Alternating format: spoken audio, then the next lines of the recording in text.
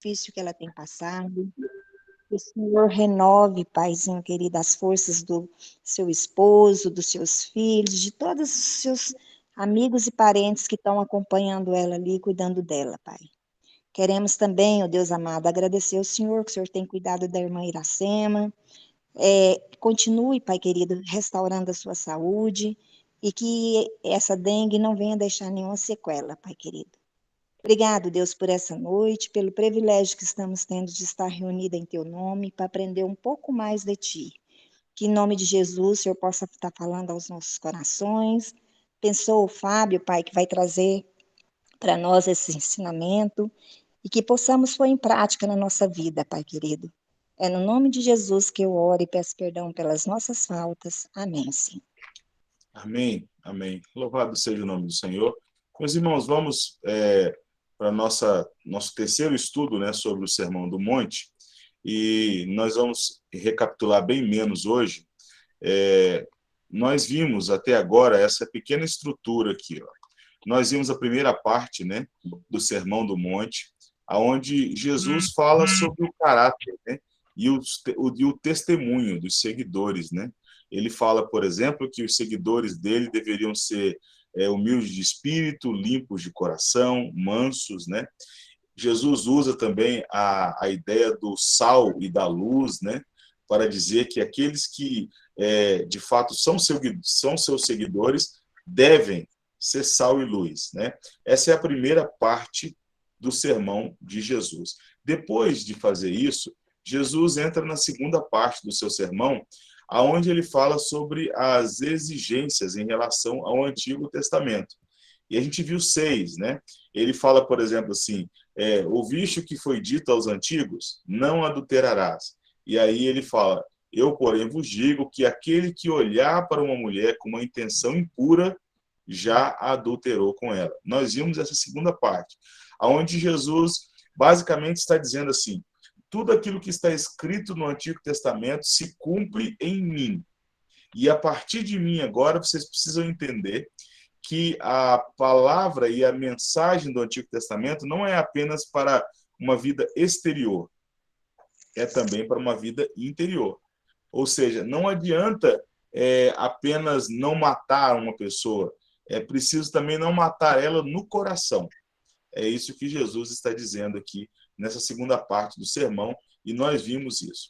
Depois, nós vamos olhar agora, né, na verdade agora, sobre a hipocrisia religiosa e sobre as novas perspectivas do reino de Deus. Essas são as duas partes que nós vamos olhar hoje. Essa terceira parte aqui, nós vamos começar agora. Jesus, depois de falar sobre o que se espera dos seguidores, ele vai falar da hipocrisia que acontece no meio daqueles que querem viver uma vida de uma religião externa. É isso que nós vamos olhar agora. E nós vamos falar um pouco sobre hipocrisia religiosa. Esse é o terceiro ponto do sermão de Jesus, e é aquilo que nós vamos ver está lá em Mateus, capítulo 6, do versículo 1 até o versículo de número 18. Vamos lá, então. Primeira coisa, Jesus estabelece um princípio. E esse princípio aqui é o princípio que trata dessa questão. Olha só, Mateus capítulo 6, versículo de número 1, Jesus fala assim, guardai-vos de exercer a vossa justiça diante dos homens, com o fim de serdes vistos por eles. Doutra sorte, não tereis galardão junto de vosso Pai celeste. Note que o princípio que Jesus diz aqui é o seguinte, vocês têm que cuidar para que vocês não exerçam a vossa justiça diante dos homens. Por que Jesus está dizendo isso para eles aqui? É que o grande problema de toda a humanidade e de todo cristão, de todo judeu, é que quando ele fazia alguma coisa diante das pessoas e buscava a glória das pessoas, ele já recebia uma recompensa instantaneamente naquele momento. Então, por exemplo, se você faz alguma coisa na igreja, se você presta algum serviço e você faz isso buscando com que haja elogios, né? Então, por exemplo, alguém trabalha com a Mariana, e aí no departamento, e aí tenta agradar a Mariana. E aí o alvo daquela pessoa é agradar a Mariana, agradar ela para receber elogios dela. Jesus está falando assim, se você não tiver a mim como alvo, ao Pai como alvo do seu trabalho, o que você vai fazer é sempre buscar elogio de pessoas que estão à sua volta. E se você fizer isso, você não vai receber a recompensa nos céus. Por quê? Porque você já está antecipando a recompensa. Você já está buscando a recompensa aqui e agora. E você está fazendo isso para poder mostrar para as pessoas assim, vocês percebem o tanto que eu sou bom? Vocês percebem o tanto que eu sou inteligente, o tanto que eu sou capaz, não é? E qual que é o grande perigo disso aqui? O grande perigo é que não há ninguém tão bom, não há ninguém tão capaz. O que vai acontecer é que você vai ter que agir de forma hipócrita. Essa palavra é uma palavra importante para a gente poder entender. A palavra hipócrita vem de uma palavra grega que é a palavra hipocrisis. Hipocrisis. E essa expressão hipocrisis, ela era usada muito para designar a pessoa que ia para um teatro, né? Um autor, né? Um ator, na verdade, não um autor, um ator que estava no teatro e usava uma máscara no rosto. E esse era o nome que era dado a essa máscara. Ou seja, alguém está ali representando, certo? Então, essa representação é a tal da hipocrisia. Alguém está mostrando uma coisa que, na verdade, não é. Ela é outra coisa. E isso é interessante porque todos nós somos pecadores. E é certo que nós somos pecadores perdoados. Nós não podemos também dizer que nós somos pecadores que estamos vivendo de qualquer forma. Não é isso. A gente está dizendo, a gente é pecador, mas a gente é pecador perdoado por Deus. E todos nós, diante disso, temos que tomar cuidado, porque de forma muito sutil, a gente pode, de fato, começar a representar um papel. A representar um papel que nós, na verdade, não somos. Você quer ver um exemplo disso? Acontece muito com relação, às vezes, a questões ligadas a problemas, né? Então, você vê pessoas que tentam passar aquela imagem de que são muito boas, que estão sorridentes e tal, mas, na verdade, ela está ruim, ela está arruinada por dentro. Mas ela, quando chega na frente das pessoas, ela não tem coragem de expor aquilo. Então, ela coloca uma máscara, né? E alguém vira para ela e fala, e aí, tudo bem? E ela fala, tudo bem, que maravilha e tal. E é interessante, irmãos, porque em muitos momentos a gente percebe um padrão. Por exemplo, gente muitas vezes assim expansiva, sorridente, a gente às vezes pensa assim, essa pessoa aí é um poço de alegria. Nem sempre. Nem sempre. Há muitas pessoas que são um poço de alegria na frente das pessoas, né? Elas estão ali representando um papel, mas elas às vezes não são tão felizes assim, certo? Às vezes as pessoas, eu já participei de uma denominação que tinha-se o costume, né, das pessoas darem um glória a Deus bem alto no culto, aleluia e tal, e nada contra isso, mas eu lembro dos padrões que a gente percebia. Muitas pessoas que davam aleluias altíssimos, glória a Deus altíssimo lá no culto e gritava e tal, mas na hora, quando você ia ver a vida dela, você não percebia aquela adoração genuína fazendo parte da vida dela. Aquilo ali era um momento onde ela representava um papel, né? E aí todo mundo olhava e falava assim, nossa, aquela pessoa ali é uma pessoa espetacular, quando na verdade não era. Isso pode acontecer conosco. A gente pode querer mostrar a nossa justiça diante dos homens. E aí, quando a gente faz isso, a gente faz com um fim. O versículo vai dizer assim, ó, com o fim de sermos vistos pelos homens. E aí, Jesus está falando assim, as pessoas que fazem isso não terão galardão junto ao Pai. Então, esse é o primeiro princípio que ele coloca aqui para poder falar disso. E aí, Jesus vai estabelecer 3 áreas onde as pessoas agem com hipocrisia. É óbvio que tem mais, mas ele vai usar 3 aqui. Nós vamos olhar. A primeira área é na área da oferta, na área da finança, na hora de contribuir, na hora de dar esmola. E olha só o que acontecia. Quem pode ler, por favor, aqui, Mateus capítulo 6, verso de número 2 a 4. Quem pode ler, por favor? Abriu o Posso ler? microfone aí. Pode ler, Adriano. Obrigado. Quando, pois, deres esmola, não toques trombetas diante de ti, como fazem os hipócritas, mas nas sinagogas e nas ruas, para serem glorificados pelos homens. De verdade vos digo que eles já receberam a recompensa. Tu, porém, ao dares a esmola, ignora a tua mão esquerda, o que faz a tua mão direita, para que a tua esmola fique em secreto, e teu pai que vê em secreto te recompense. Ok, vamos aprender um pouco aqui sobre o contexto do que está sendo colocado aqui. As sinagogas foram criadas no contexto do exílio. Nós já vimos isso, né, lá no Antigo Testamento, quando o povo de Israel foi destruído, foi levado para o cativeiro babilônico. Eles estavam na Babilônia e lá na Babilônia não tinha local para eles fazerem sacrifícios, como não tinha um templo na Babilônia, certo? E aí o que eles criaram na Babilônia? As casas de oração, né? As Beit Knesset, que era o nome que era usado, as casas de oração. E essas casas de oração, basicamente, tinha uma organização da seguinte forma: a cada 20 famílias você tem uma sinagoga, uma casa de oração, a cada 20 famílias. E isso por todo o Império Babilônico e depois se estendeu para o Império Persa também. Então, a cada 20 famílias você tinha uma sinagoga. Essas sinagogas eram locais de estudo bíblico, de instrução bíblica, né? Você tinha o rabino, né, que era o mestre, os escribas que copiavam a lei, né?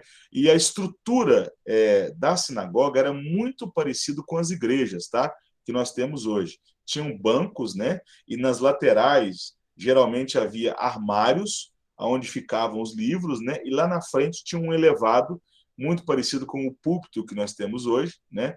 Aonde daquela parte de cima tinha um pequeno pedestal de madeira, onde se fazia a leitura bíblica, certo? Mas olha só, quando acabava ali aquele momento de leitura, de instrução bíblica, as famílias que faziam parte daquela sinagoga, elas começavam a conversar entre si e expor cada uma as suas dificuldades. E aí o que aconteceu?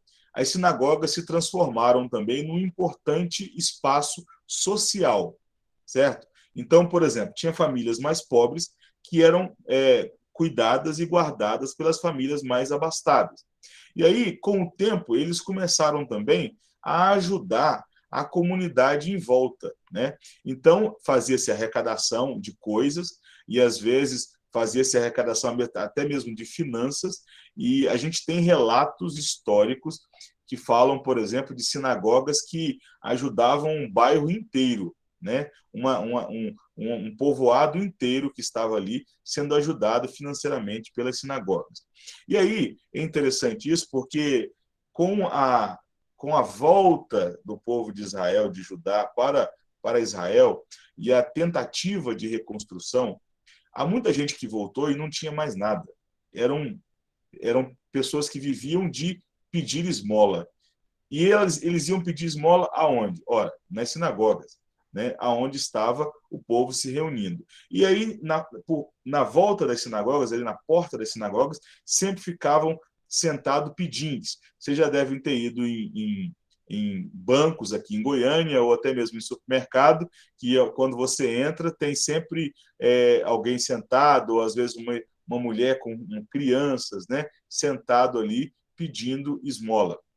Isso acontecia no templo também, em Jerusalém. As pessoas ficavam ali fora do templo pedindo esmolas. E aí, o que acontecia? Os judeus estabeleceram, então, que esse ato de doar esmola deveria ser feito com uma atitude externa de piedade, mostrando assim, olha, eu vou dar uma esmola e vocês percebam o quanto eu sou generoso, certo?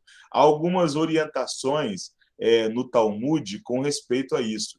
E algumas são muito curiosas. Por exemplo, um rabino disse certa vez que um verdadeiro judeu piedoso deveria andar sempre com várias moedas e, ao invés de dar várias moedas para uma pessoa só, dar uma moeda para várias pessoas e, assim, ser mais bem recompensado por Deus, porque ele estava distribuindo ali, né, o seu dinheiro.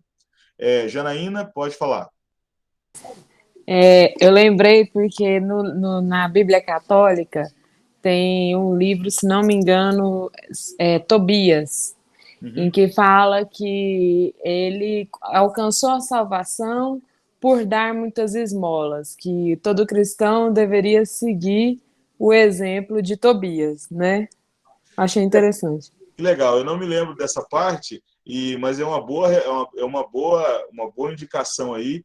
E interessante isso, né? Porque isso parece muito com a doutrina espírita, né? Da ideia que você pode fazer coisas e assistência social, que é uma coisa muito boa, viu? Que os espíritas fazem isso com muita liberalidade, ajudam pessoas, fazem muitas obras de caridade, mas a ideia sempre é que, através dessa ajuda, através dessa obra, nós estamos evoluindo, nós estamos nos tornando seres humanos melhores, e assim nós estamos evoluindo, né? E isso no judaísmo também procede? No judaísmo procede também, mas não com essa ideia de um retorno, tal como tem no espiritismo.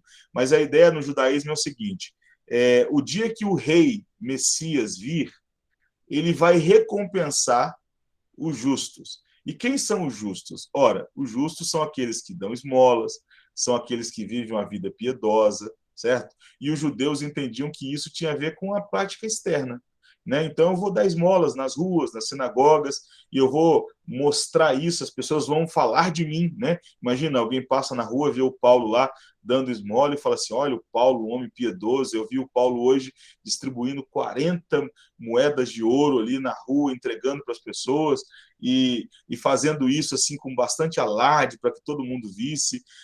Já viu quando um político ele vai lá e arruma uma pracinha, ele vai lá e coloca um outdoor lá, né? Eu fiz isso aqui, né? Aquela coisa, né? E aí, olha só, Jesus está dizendo assim, eu grifei de vermelho aí, tá? Perceba que Jesus, ele tem um método de ensinar, e eu gostaria que vocês fixassem isso.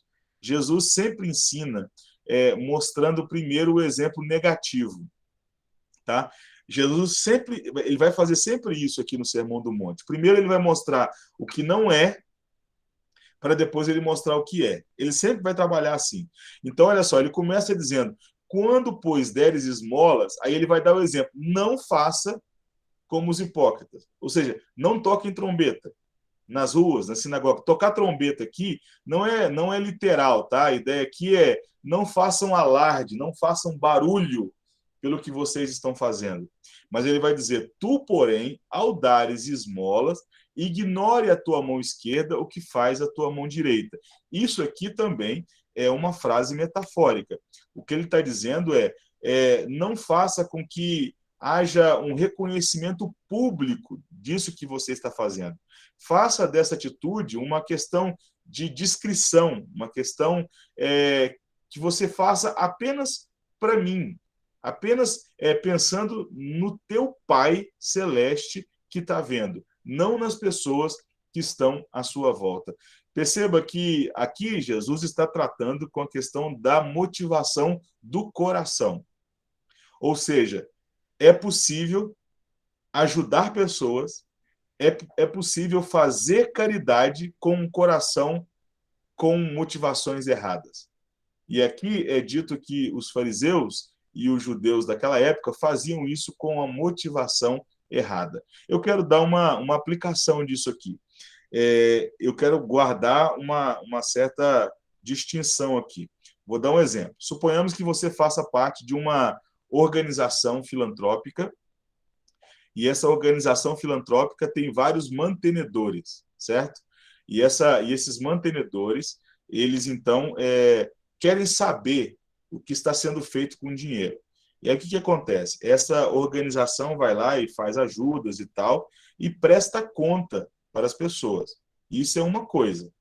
Agora, nós como igreja temos que tomar muito cuidado quando nós fazemos obras de caridade ou quando nós abençoamos alguém e a gente faz com que isso seja conhecido de todo mundo. Esses dias eu vi no Facebook, eu não vou citar o nome, mas de uma igreja que estava tirando foto das entregas das cestas básicas, sabe?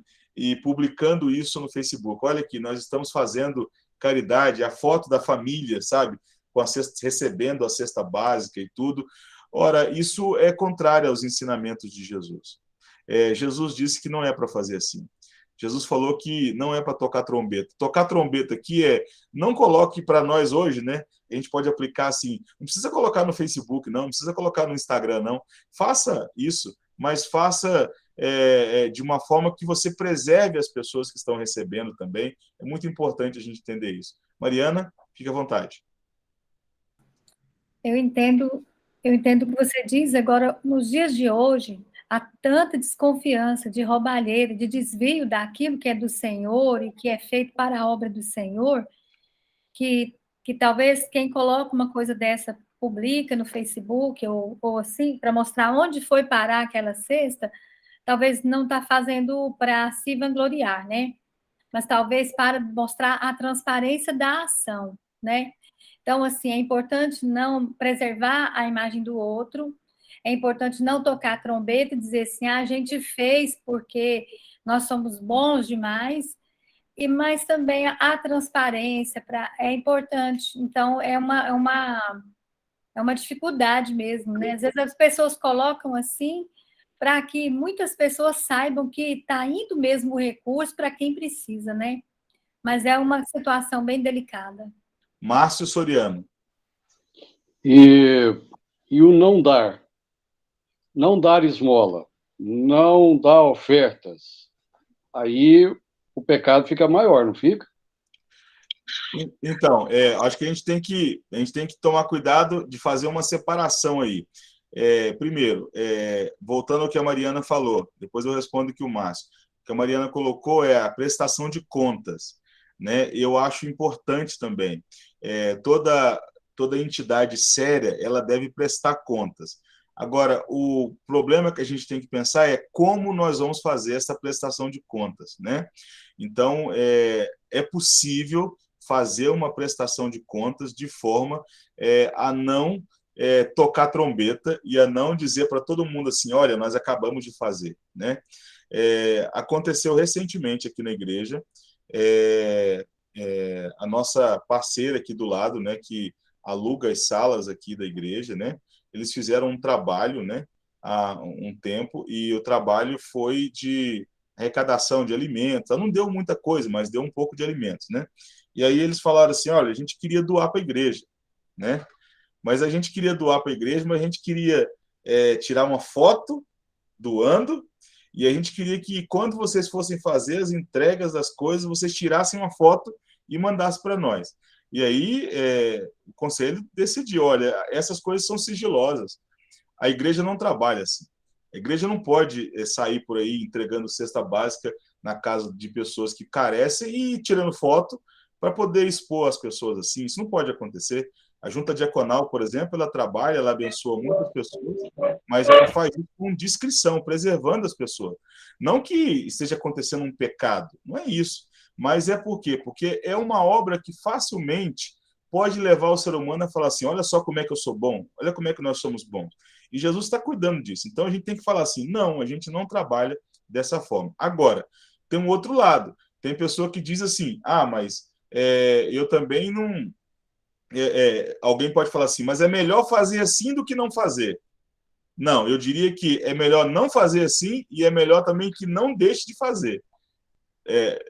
Respondendo a questão do Márcio. Tipo assim, fazer com motivação errada pode abençoar quem está precisando, mas pode trazer juízo sobre quem está abençoando, por causa da motivação do coração. Certo? Então, por exemplo, se alguém faz obras de caridade com motivação errada, quem está recebendo aquelas obras está recebendo uma bênção. Glória a Deus por isso. Mas quem está fazendo aquela obra talvez possa estar fazendo com a motivação errada e já recebeu a sua recompensa aqui na Terra. Então, as duas coisas estão erradas. Não fazer e também não fazer com motivação errada. Mas tem mais um outro ponto que eu gostaria de conversar com os irmãos e queria até perguntar para os irmãos aqui. O que os irmãos acham, por exemplo, das pessoas que ficam pedindo nos sinaleiros? Porque nos semáforos, né? Em vários locais no meio da rua, os irmãos acham que nós devemos ajudar ou nós devemos encarar tudo isso como uma grande máfia que existe por aí, de pessoas que ficam pedindo as coisas na rua e nós não deveríamos contribuir com isso? O que os irmãos acham?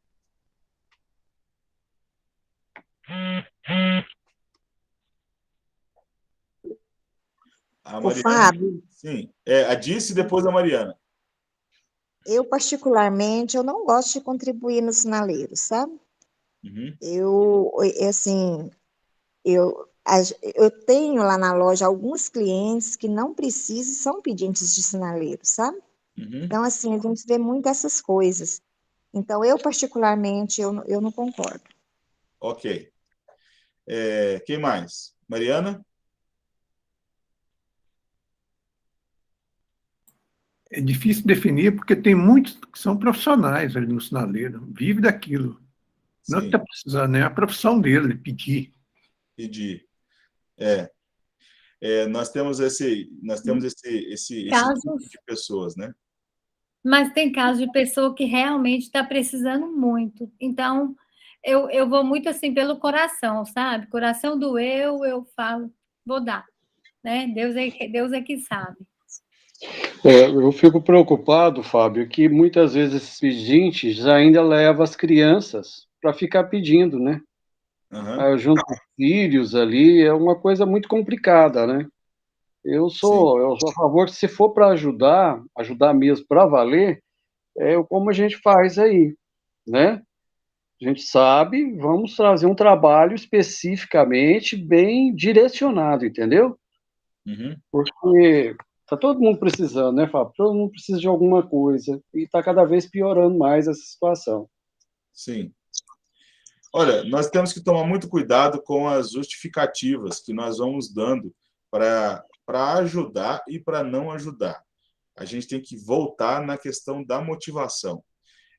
Mais uma vez, primeiro, vou dar um exemplo. A Dice bem disse, né, e o Paulo também colocou, que há muitas pessoas que são profissionais da pedilância, né? Então, eles ficam ali fazendo isso e mudam de sinal, de semáforo, e alguns eu já ouvi falar mesmo até de pessoas que têm casas, né, que possuem locais onde moram e tal, e ficam pedindo dinheiro, certo? Isso não está no nosso controle. Isso não está no nosso controle. A gente não está imune de ser enganado. A gente não está imune de ser enganado, certo?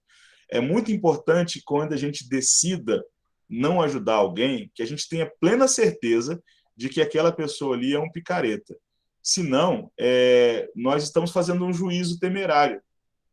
E talvez nós estamos deixando de ajudar alguém que está, de fato, precisando. E nós podemos fazer isso debaixo dessa justificativa assim, não, existe uma máfia por trás disso, então eu não ajudo. Mas e se de fato existir uma pessoa ali que está realmente precisando e por causa dessa nossa justificativa a gente deixa de ajudá-la? Então a gente tem que tomar cuidado com isso, porque é a mesma coisa você falar assim, olha, eu vou dar uma cesta básica para uma família que está realmente precisando. Tudo bem, mas quem te garante que ela não possa, daqui a um tempo, usar de má fé, usar da nossa boa fé? A gente não decide essas coisas, certo? O nosso trabalho é ajudar. Nosso trabalho é socorrer as pessoas. Agora, existem formas mais eficazes de fazer isso. Por exemplo, as esmolas que eram dadas, né, elas eram simplesmente um paliativo, né? Alguém passa lá, joga uma moeda lá dentro de uma caixinha ou entrega uma moeda na mão de alguém, mas vamos ser sinceros, isso muda a vida de quem? Não é? Isso faz o quê pelas pessoas? É muito bonito o que Pedro e João fizeram quando estavam entrando no templo. Eles olham assim e falam assim: nós não temos prata nem ouro, mas o que nós temos nós te damos. Levanta e anda. Né? E eles, então, trouxeram cura para aquele homem, e o homem voltou a andar e muito provavelmente voltou a trabalhar. Eu entendo que nós, como igreja, nós deveríamos dar um passo à frente e não apenas pensar na ideia de distribuir moedas, às vezes nos semáforos ou em algum lugar, mas temos a capacidade de mudarmos situações concretas, né? Aqui na igreja, às vezes, chegam pessoas pedindo coisas. Quando eu estou aqui, toco o interfone, e aí toda vez que alguém vem pedir alguma coisa, e eu não deixo ela ir embora sem conversar. Eu quero saber de onde eu quero saber qual que é a situação, eu quero saber aonde mora, eu quero saber tudo. Por quê? Porque nós não estamos aqui apenas para poder dar um 5 quilos de arroz para alguém. Nós estamos aqui para ajudar uma pessoa, talvez, a mudar a realidade dos filhos dela, sair daquela situação, certo? E isso precisa ser feito por nós, como igreja. Esse é um trabalho que precisa ser feito por nós. Agora, o grande problema é a nossa motivação, porque às vezes nós podemos fazer isso para poder sermos vistos pelos homens. E aí Jesus está falando assim: não façam assim. Façam, de fato, com a motivação correta, que é de transformar vidas, de mudar vidas, de mudar realidades, né? É muito triste a gente, às vezes, sair, por exemplo, de um banco e ver uma mulher ali deitada ou sentada com 2 crianças, né? E a gente olha para aquela realidade e fala assim: meu Deus, eu sou impotente diante dessa situação, mas será que nós, como igreja, podemos fazer mais por essas pessoas? Vai ter pessoas que não vão querer, é certo isso. Mas aqueles que quiserem, nós temos que estar prontos para ajudá-los. Adriano? Boa noite, irmãos. Obrigado. Muito bom estar participando pela primeira vez com vocês. A Eline tem participado e, graças a Deus, eu estou podendo agora participar. Ajuda em sinaleiro, né? Complicado, né? Porque realmente uma parte considerável a gente percebe que são profissionais.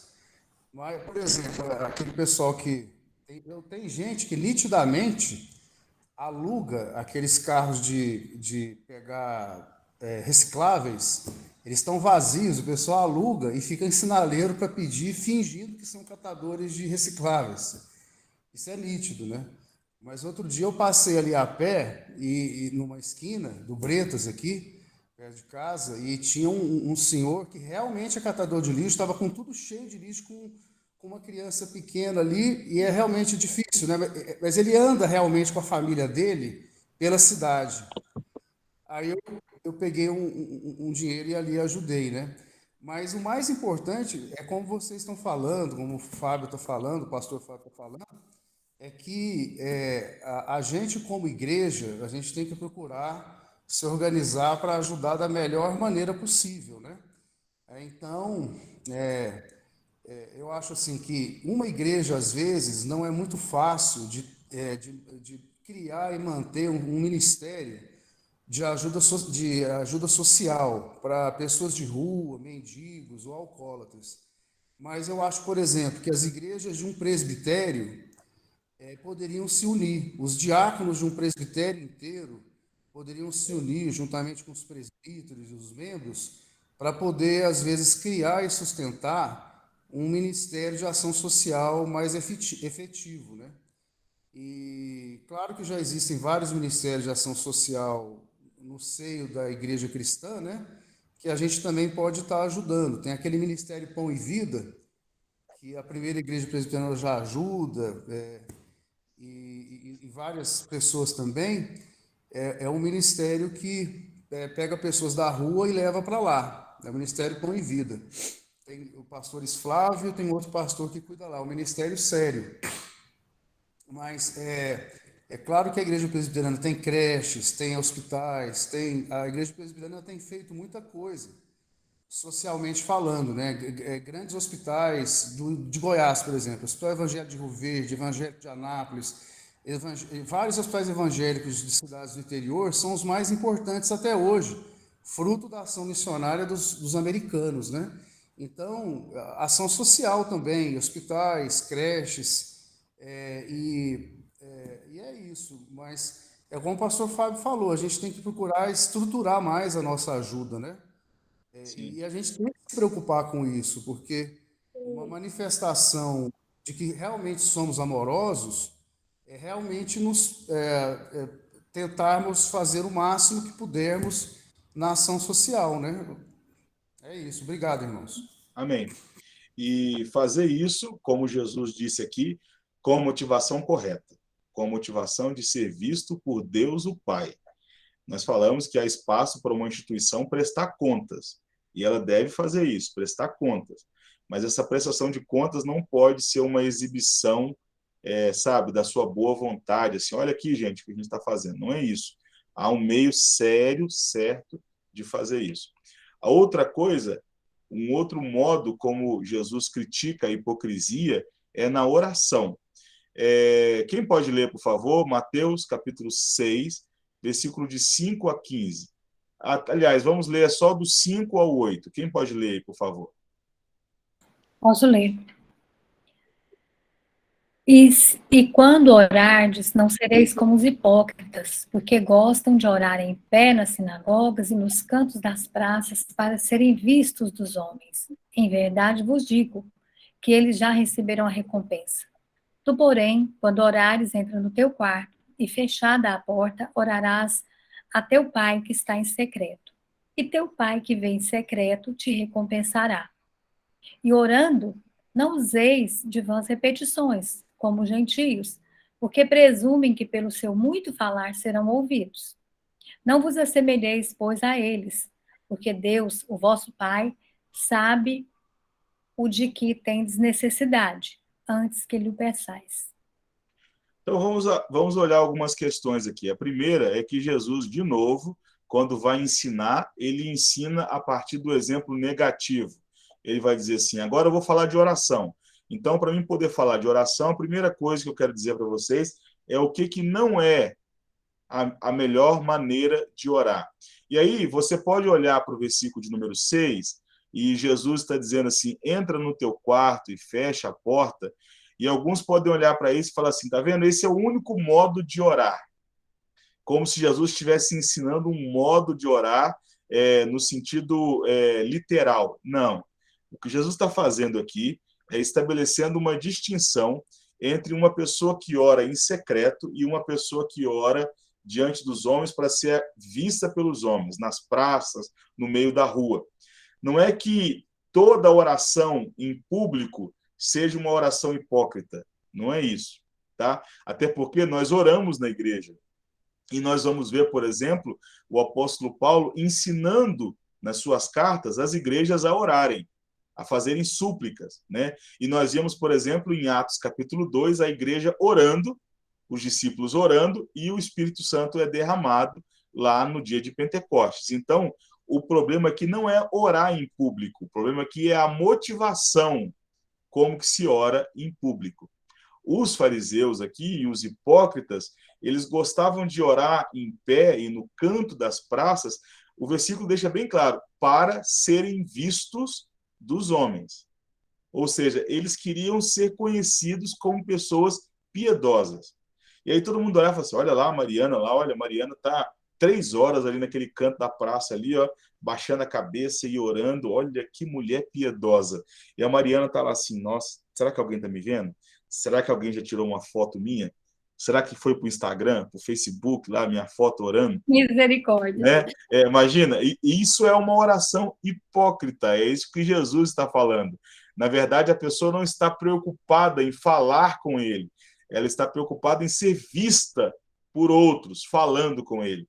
É como se você estivesse falando assim, ó, eu estou conversando aqui com Deus, mas na verdade o meu foco não é conversar com Deus.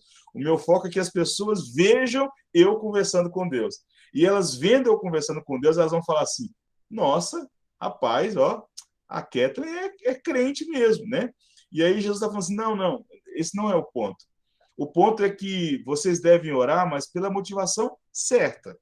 E a motivação certa é estar em minha presença.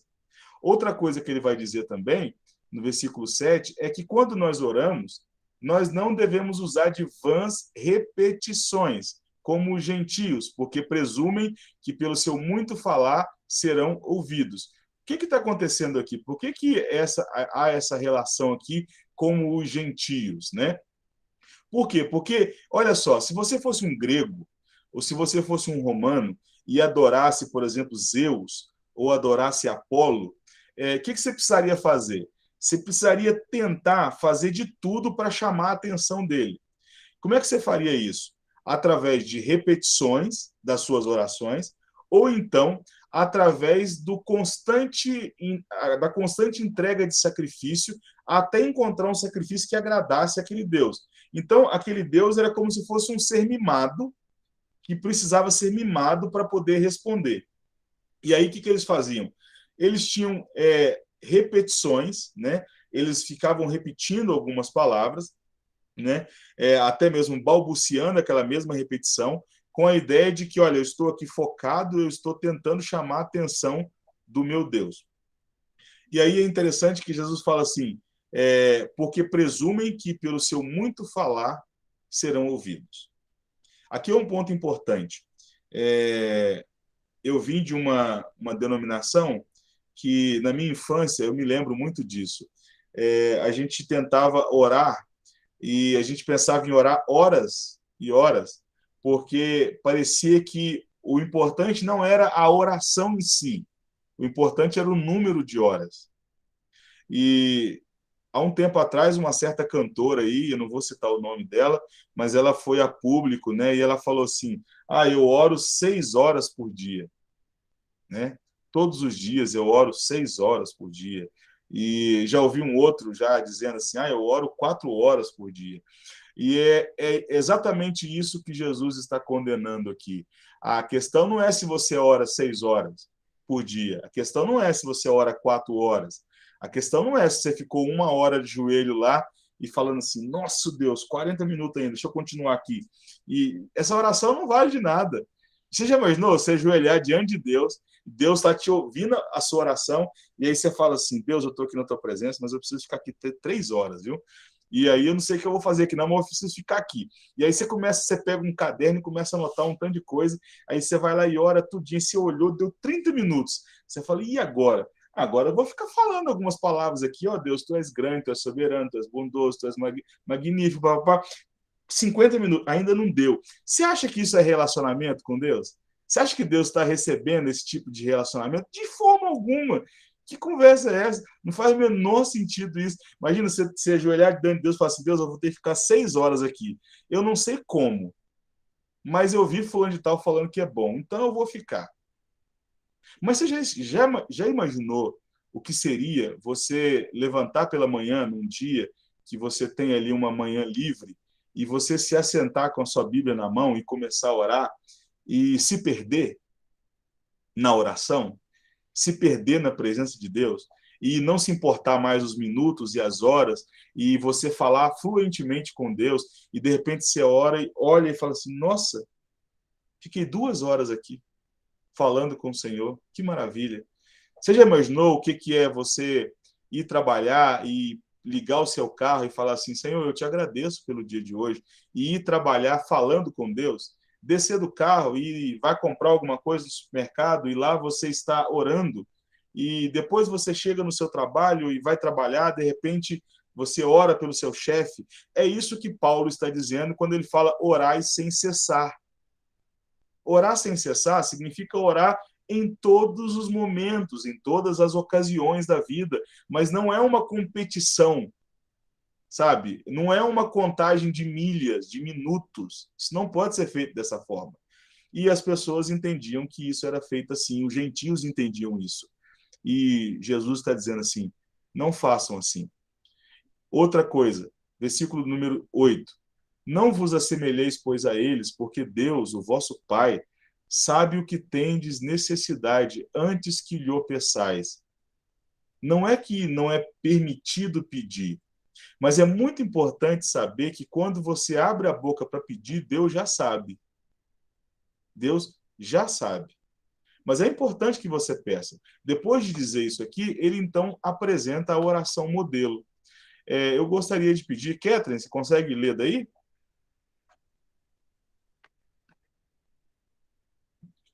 Não consegue. Quem consegue ler, por favor? Márcio, a oração modelo que está aqui, Mateus 6, Consigo. 13. Consigo, sim. Estou com a Bíblia aqui aberta. Ok. Portanto, vos orais assim: Pai nosso que estais no céu, santificado seja o teu nome. Venha o teu reino, faça-se a tua vontade, assim na terra como no céu. O pão nosso de cada dia dai-nos hoje, e perdoa-nos as nossas dívidas, assim como nós temos perdoado aos nossos devedores. E não nos deixe cair em tentação, mas livrai-nos do mal, pois teu é o reino, o poder e a glória para sempre. Amém. Porque até aqui? Só até aí. Primeira coisa, essa oração que nós recitamos na igreja, tudo bem, Catherine, tranquilo. Essa oração que nós recitamos na igreja é conhecida como a oração modelo, tá? Jesus faz uma oração dizendo assim, essa é a oração que vocês deveriam fazer, dessa forma. Note que nós podemos repetir essa oração. O problema da repetição que foi condenada por Jesus é da ideia de você repetir pensando assim, quanto mais eu repetir, mais eu estou importunando Deus, então ele vai me responder. Não é isso. Por exemplo, nós temos orações nas cartas de Paulo, e essas orações são escritura. Nós temos salmos, né, que são músicas, que também são orações, e nós podemos recitar. E eu até gostaria de indicar para os irmãos um livro de orações. Nós não temos muito costume de fazer isso, mas isso é muito benéfico para nós. Por exemplo, tem um livro chamado O Vale da Visão, né, que é uma coletânea de orações dos puritanos. É muito bom esse livro. Eu uso esse livro nos meus devocionais, porque naquele conjunto de orações, tem orações antes do alimento, orações para se fazer quando vai dormir, orações para se fazer quando está cansado. Alguns de vocês aqui já devem ter recebido algumas orações que eu mando. Às vezes eu pego, copio lá e mando uma oração que é para você ler aquela oração em voz alta e fazer com que aquelas palavras sejam as suas palavras. E Jesus aqui nos dá um modelo de oração. E é interessante porque esse modelo de oração começa com a expressão Pai Nosso. Por que Jesus fala isso, não é? Jesus fala Pai Nosso porque Jesus está ensinando aos seus discípulos que a vida cristã não pode ser vivida na individualidade. Não é Pai meu, é Pai Nosso. Quando nós nos achegamos diante de Deus, nós não vamos sozinhos. Nós vamos diante de Deus com os nossos irmãos da nossa igreja, nós vamos diante de Deus com os nossos filhos, com o nosso cônjuge, e é por isso que quando nós nos dirigimos a Deus, nós falamos Pai Nosso. E é por isso que Paulo, por exemplo, quando vai falar da ceia, o que ele diz? Porque o que eu vos recebi é o que também vos ensinei, que Cristo Jesus, na noite que foi traído, tomou o pão e, tendo dado graças, fez o quê? O partiu. O partiu. Nós temos que olhar para esse conteúdo coletivo da fé cristã. E é por isso que o nosso Senhor está ensinando. Vocês precisam começar orando dizendo, Pai nosso que estás no céu. Segundo ponto da oração é, santificado seja o teu nome. Quando Jesus fala isso aqui, ele está se lembrando de Ezequiel, capítulo 36. A gente não tem tempo de ler agora, mas depois leia Ezequiel, capítulo 36. Lá no capítulo 36 de Ezequiel, Deus fala assim, eu vos dei o meu nome, vocês carregam o meu nome, vocês carregam o meu nome, e se vocês carregam o meu nome, e vocês estão vivendo em pecado, eu vou ter que santificar o meu nome. E sabe como é que eu vou santificar o meu nome que vocês carregam? Eu vou punir vocês. E eu vou ter que mexer com vocês para fazer com que vocês se santifiquem, porque vocês se santificando, o meu nome é santificado.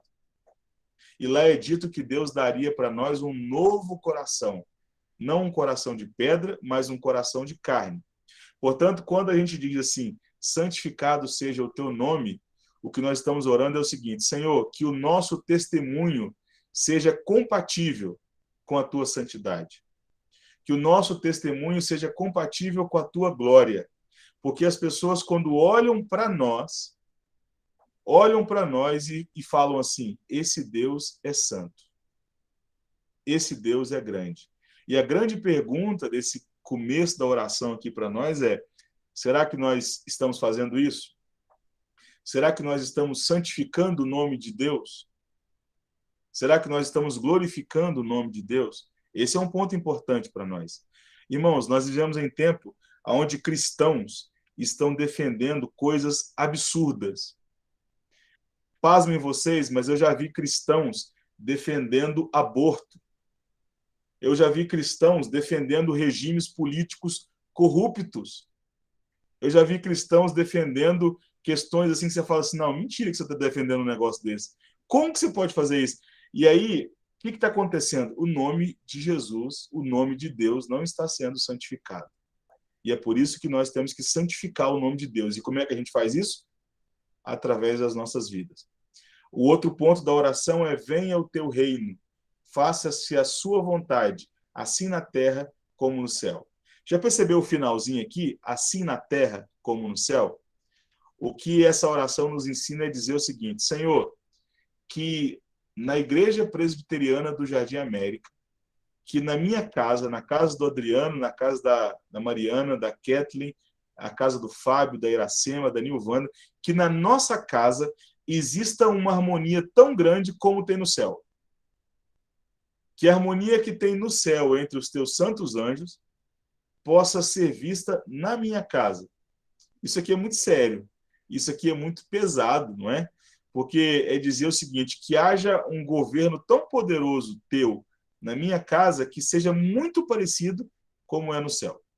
Assim na terra como é no céu. Esse é o ponto. O pão nosso de cada dia dá-nos hoje. Por que esse versículo aqui não fala: o pão nosso de cada dia nos dá hoje, amanhã, mês que vem e ano que vem? Por que não está assim? Quem gostaria de dizer? Para não incitar a ansiedade?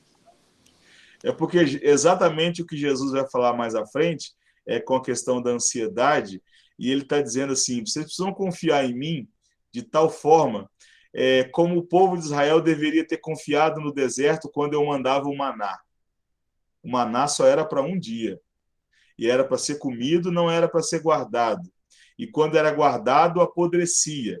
O que Jesus está ensinando para aquele povo ali? A confiança absoluta nele. Jesus não está falando que é contrário ao planejamento, nada disso. Mas naquele momento a lição é: vocês vão confiar em mim ou não? Se vocês vão confiar em mim ou não, olhem para mim e falem assim: Senhor, nos dá hoje. Porque de fato o que nós temos é só o hoje. E o amanhã? O amanhã basta cada dia o seu próprio mal. Não andeis ansiosos por coisa alguma. O vosso Pai Celestial sabe do que vocês precisam. E o versículo 12, talvez seja um dos maiores desafios para nós. E perdoa-nos as nossas dívidas, assim como nós perdoamos aos nossos devedores. A expressão dívidas aqui, ela não tem a ver apenas com questões monetárias, tá? Ela tem a ver com questões, por exemplo, querelas, né? Disputas, né? Que pode haver entre as pessoas. E aí, quando nós vamos a Deus, nós pedimos perdão a Deus. E Deus está dizendo assim: quando vocês orarem, vocês têm que dizer assim: Senhor, assim como nós temos perdoado as pessoas à nossa volta, nos perdoe também. Note que quando Deus chama Abraão como um idólatra. Ele era idólatra. Deus continua o seu projeto na vida de Jacó e de Isaac, que não eram pessoas assim, sabe, de boa índole, eram homens terríveis. Deus usou um homem como Davi. E Deus derramou a sua graça sobre um homem como Davi. E Deus fez a mesma coisa com o Fábio, com a Kathleen, com o Márcio, com a Alzira, com a Iracema, com a Nilvanda, com a Sueli, com a Eleusa, com a Kathleen. Deus fez a mesma coisa conosco. E aí a pergunta é, será que nós somos capazes de termos recebido tão grande perdão e salvação de Deus, não sermos capazes de distribuir isso ao nosso próximo? Esse é o grande desafio nosso. Janaína? É correto fazer uma ligação direta com aquela parábola dos talentos? A dos talentos, daquele que enterrou o talento, você está dizendo? Ou daquele que devia? Que devia. O que Sim, devia. aquela lá sim, aquela lá é uma parábola que ilustra muito isso. Alguém que devia uma alta quantia foi perdoado e depois imediatamente foi cobrar uma outra pessoa que lhe devia uma quantia muito menor. Né? Isso. Isso é uma boa relação, ok? Essa é a relação mesmo do texto aqui. Ou seja, de alguém que foi muito perdoado, mas é incapaz de perdoar. Nós temos que tomar muito cuidado com isso, tá? Porque isso pode acontecer conosco. E aí o versículo 13 vai dizer, e a gente já está encerrando por aqui, e não nos deixe cair em tentação, mas livra-nos do mal, pois teu é o reino, o poder e a glória para sempre. Amém. A expressão e não nos deixe cair em tentação é porque não há ninguém aqui nessa sala de MIT, nesse estudo aqui, que possa dizer o seguinte, dessa água eu não bebo. Não há. Não há ninguém aqui que possa dizer assim, eu jamais cometerei esse tipo de pecado. Não há ninguém aqui nessa sala que possa levantar a voz e falar assim, você viu aquele pecado que aquele irmão cometeu? Que coisa absurda, aquele irmão não vale nada. Nossa Deus, aquele irmão é uma pessoa terrível. Nós devemos orar assim, Senhor, não nos deixe cair em tentação. Aquele que está de pé, veja para que não caia. Aquele que está de pé, glorifique a Deus e fala assim, Senhor, muito obrigado, porque através do estudo da tua palavra, através da busca da piedade, eu tenho me mantido livre dessas coisas, mas é pela tua graça, do começo ao fim. Eu também sou pecador, eu também sou filho de Adão, e eu posso pecar também, eu posso errar. É por isso que vai chegar momentos na sua vida, irmão, que você vai se deparar com um pecado terrível de uma pessoa. Não jogue esse pecado para debaixo do tapete. Não faça isso. Leve essa pessoa ao arrependimento. Leve essa pessoa diante do conselho da igreja. Leve essa pessoa diante dos presbíteros para que ela possa ser tratada. Mas jamais trata isso assim, sabe? Olha, eu sou melhor do que essa pessoa. Jamais faça isso, porque você não é. Não é, de forma alguma. Por isso que nós terminamos orando. Não nos deixe cair em tentação, mas livrai-nos do mal. Amém. E para finalizar, Jesus falou que também é possível ser hipócrita no jejum. Eu vou ler esse pedaço. Quando jejuardes, não vos mostreis contristados como os hipócritas, porque desfiguram o rosto com o fim de parecer aos homens que jejuam. Em verdade vos digo que eles já receberam a recompensa. Tu, porém, quando jejuares, unge a cabeça e lave o rosto, com o fim de não parecer aos homens que jejuas, e sim ao teu Pai em secreto, e teu Pai que vê em secreto te recompensará. Irmãos, todos esses 3 pontos que nós vimos aqui são desafios para nós. São desafios até mesmo para... eu vou dar um exemplo aqui agora que acontece muito com a questão hoje das mídias sociais. É muito fácil um pregador, é muito fácil um pastor, na ânsia de promover a si mesmo, deixar de promover o evangelho. Essas duas coisas não podem andar junto. Ou você promove o evangelho, ou você promove a si mesmo. A gente tem que tomar muito cuidado com essas coisas. Jesus está dizendo assim, cuidado porque os hipócritas, eles queriam se mostrar diante dos homens, através das ajudas financeiras, através da oração e através do jejum. Eles queriam que todo mundo olhasse e falasse assim, nossa, olha só como é que essa pessoa é espiritual, olha como é que essa pessoa é. E Jesus está dizendo assim, cuidado, porque a motivação do seu coração pode estar errada. Cuidado, muito cuidado com isso.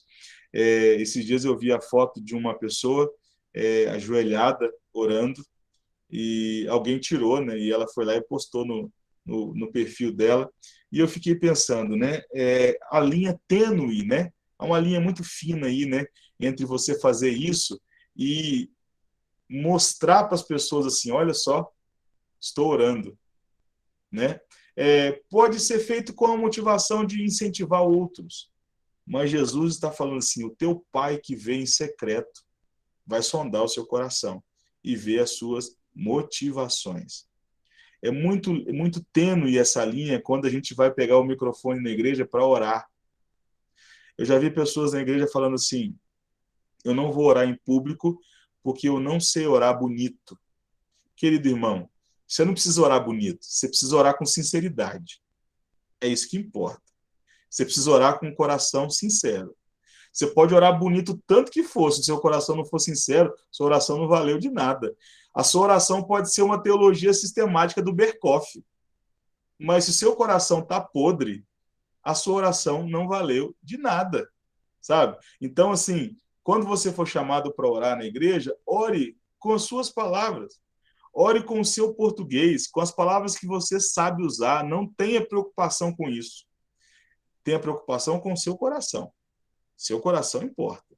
A forma como você ora importa. Você pode, às vezes, orar a Deus e falar assim, Deus, sabe essa paz que todo mundo diz que sente? Eu não estou sentindo, não. Mas eu estou na tua presença, eu quero sentir. Eu quero te pedir perdão por isso. Eu não estou sentindo, mas eu quero sentir. Seja sincero com Deus. E Deus, que vê em secreto, te recompensará. Amém, queridos irmãos? Depois, na próxima semana, a gente vai ver a última parte do sermão, que é as novas perspectivas do reino, que é onde ele vai falar sobre o final. O que Deus espera de nós, o que Jesus espera de nós. Alguém quer fazer alguma contribuição, falar alguma coisa? Fique à vontade. Se não tiver, nós já estamos... Janaína levantou a mão. Janaína, pode falar. Eu fiquei com uma dúvida. Você falou daquele livro de orações, né? É porque, como eu vim de igreja católica, a gente tinha os livrinhos de oração e tudo mais, de reza, né? Uhum. Qual que é a principal diferença? Nós não temos uma diferença principal entre isso e nós não criticamos os nossos irmãos católicos por ter um livro de oração. Sabe por quê? Nós temos um livro de Salmos, por exemplo, que tem orações que a gente pode recitá-las, né?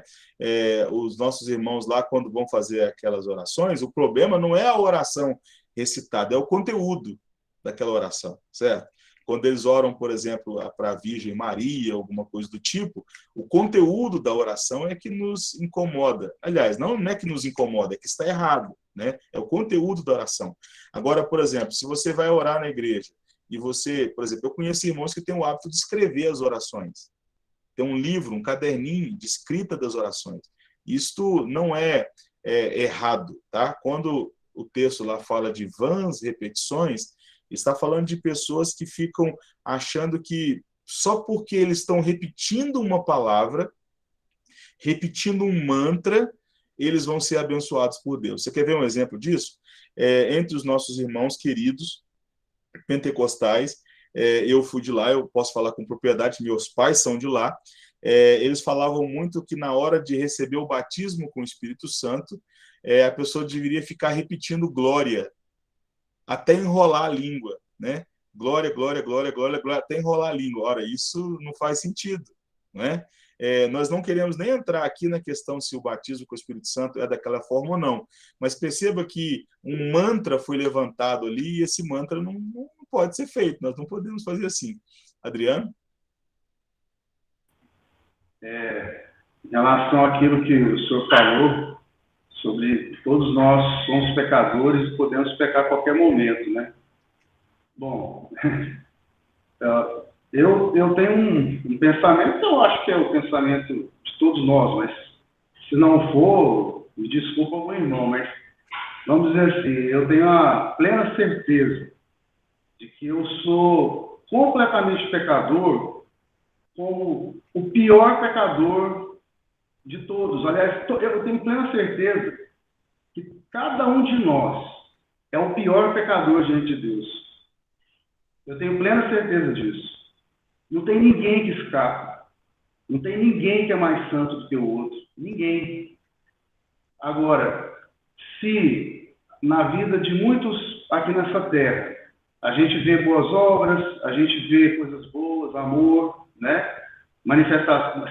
O que... Bom, o senhor me corrija depois, pastor, e tudo mais, até pode dar uma sabatina, mas assim, se a gente faz alguma coisa de bom, é a graça de Deus. Se a gente está amando, é a graça de Deus. Se a gente está deixando de pecar, é a graça de Deus. Se eu não adulterei fisicamente, é a graça de Deus.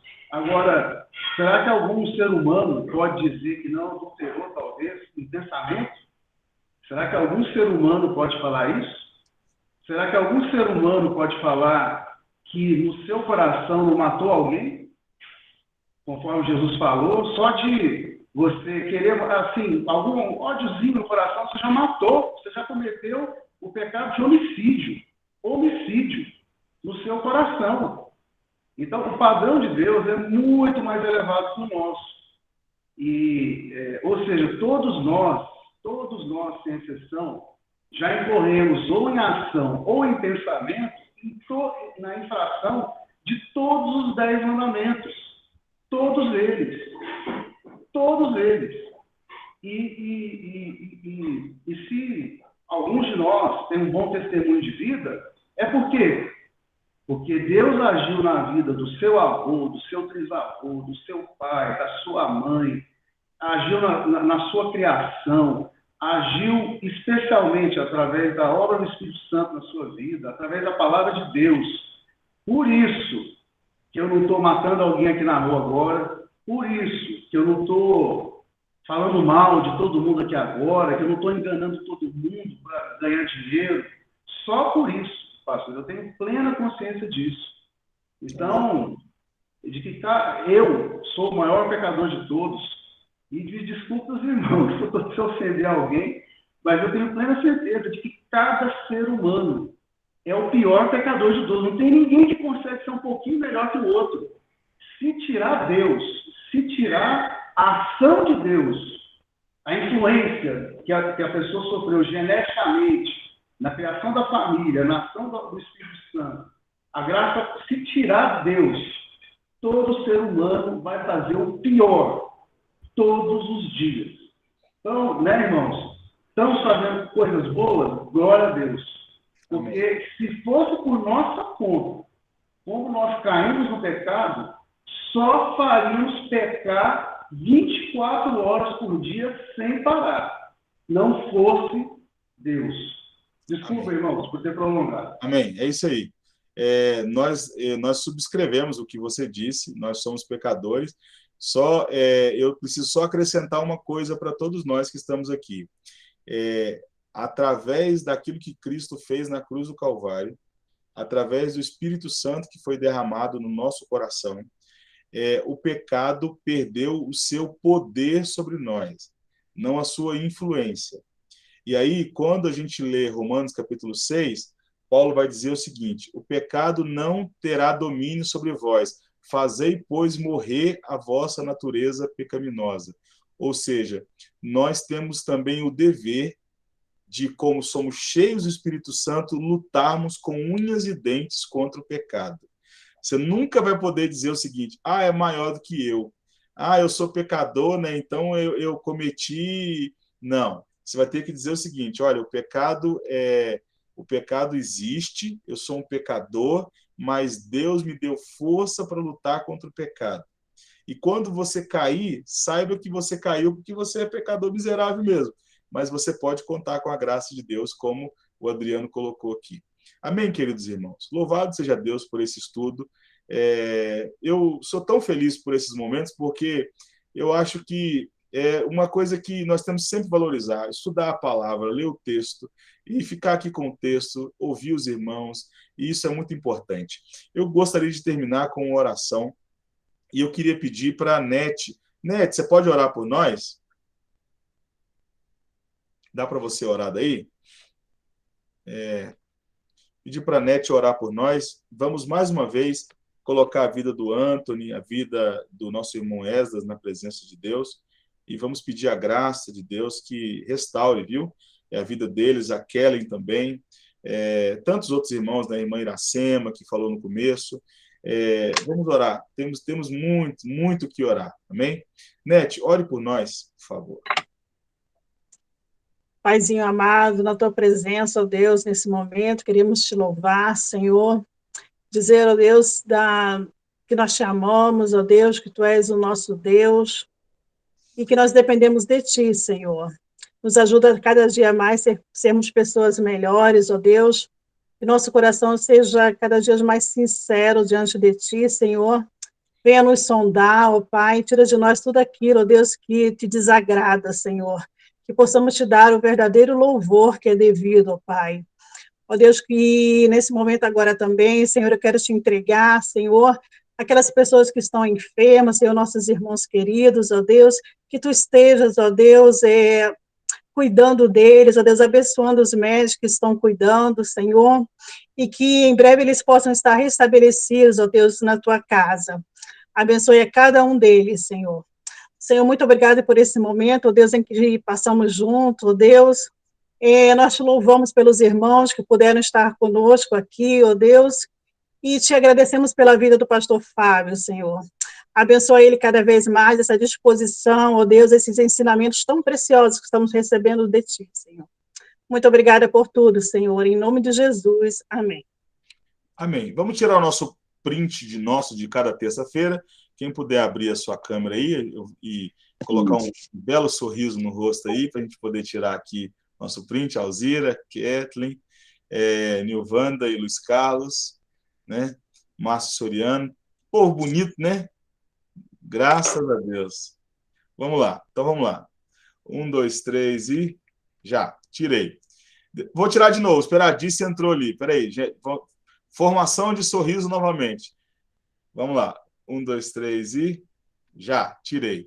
Deus abençoe vocês. Tenham uma excelente noite, né? E a graça de Deus esteja sobre nós. Até sexta-feira, viu? 9 da manhã. Até sexta-feira, né? Até sexta. O negócio vai ser bênção, para a glória de Deus. Sem dúvida. Um abraço, irmãos. Boa semana para todos. É sexta, pessoal. Boa noite, irmãos. Boa semana.